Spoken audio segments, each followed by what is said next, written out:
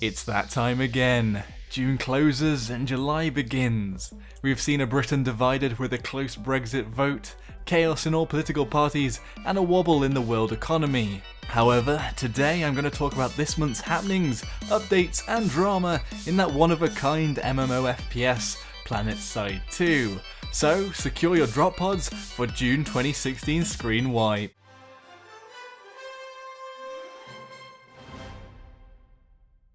Planetside 1 was announced to be closed on July 1st at 4 PM Pacific time, so, well, today. It enjoyed a long life, with over 13 years from their release in May 2003. It was ahead of its time, complicated, retaining a lot of MMORPG features, but most of all, it was fun. And hey, it had a bumpy ride with the BFR mechs being universally panned, but it will always have a special place in my heart. Rest in peace, Planetside 1. Bernays showed off the Iron Turret prototype, the first steps to artillery in the game, which will take a spot next to the airstrikes. These are controversial features with players not wanting to be killed out of the blue, although that just does already happen with Lockdown Prowler spam and, well, any anti-infantry splashathon. However, this one is aimed at taking down walls and buildings, with the possibility to be put in one base to siege another opposing base. It may be one interesting way of breaking the stalemate.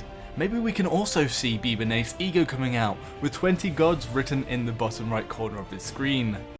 We are again teased with the latest edition of the Rocklet projectile launcher for the light assault class. Now it has its own Empire-specific variants. Whilst coming with armor-piercing rounds and flash default, or flak and flash, there is a new set of Empire-specific variants. NC have a laser-guided projectile, TR have a close-range cluster bomb, and VS have a twin-firing one. Twins. The PS4 got the big update patch, just without the construction items available to players yet. Currently they are just locked to developers who are messing around and testing them, but PS4 players are getting a little tired of waiting. However, the NS-20 Gorgon, the Jack of all trades max weapon, was released, and they got the new revamped Indar with its more open flow in mind of large battlegrounds. Planetside 2 again ranked as one of the best MMOs in PC Gamer's annual article, which it lodged itself in the PvP section. We all know it is a one of a kind, and that PC Gamer do love the game, with the PC Gamer outfit spotted in-game quite often. It is, in my opinion, a well-deserved trophy. The devs patched in new lighting tweaks to the engine, making all continents look a little more unique and punchy. It hasn't had any real impact on the gameplay, but the desire to stop and drool has gone off the charts. Unless of course you're running the game on a potato, then carry on as normal.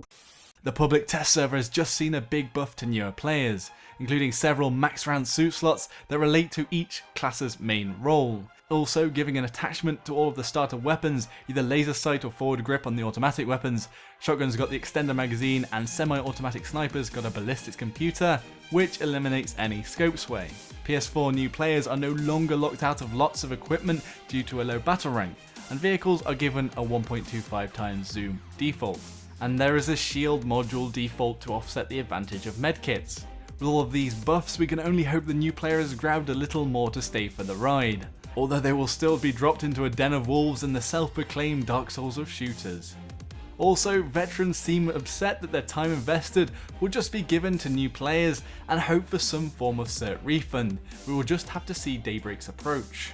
Grenades were also given different variants, with a weighted and non-weighted version of the normal explosive grenade, one being able to be thrown further and having a little bit more bounce, and the other doing exactly the opposite. Flash grenades have a new quick det version where fuse timer has been reduced. The MP grenade was nerfed with a fuse timer increase, and it no longer sucks up all of the ability power, meaning light assaults no longer drop like moths to a flame.